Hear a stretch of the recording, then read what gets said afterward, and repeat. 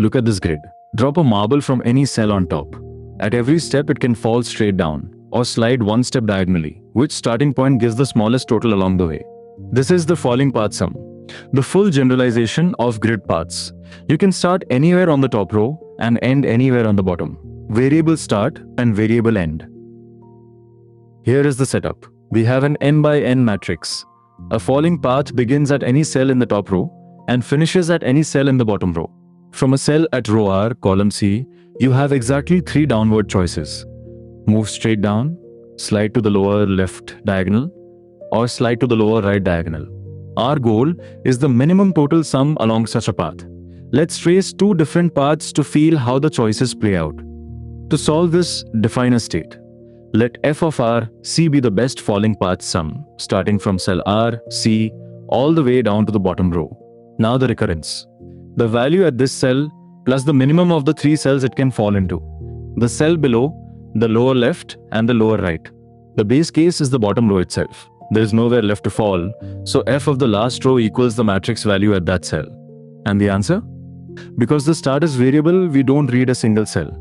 We sweep the entire top row and take the minimum over all of them. One subtlety. When a diagonal points outside the grid, treat it as positive infinity. That way, it never gets chosen by the minimum. Let's turn this into clean, bottom-up code. We fill a DP table starting from the base row and working upward. First, seed the bottom row. Each cell simply copies its own matrix value. Then sweep upward, row by row.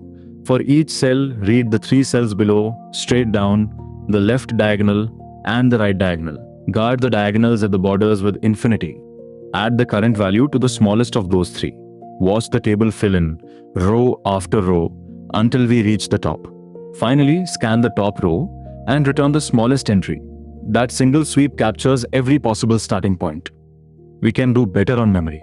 Notice that each row only ever looks at the row directly below it, so we never need the full table at once. Keep just one array, the row below, called front. Compute the current row from it, then let it become the new front.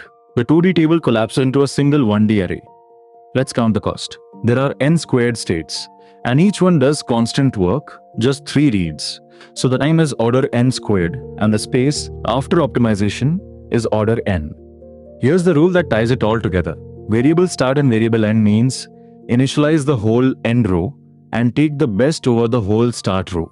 Together with the triangle problem, you now have the full decision. Whether endpoints are fixed or variable decides both your fill direction and where you read the answer. And for the maximum version, just swap min for max and swap plus infinity for minus infinity. Nothing else changes.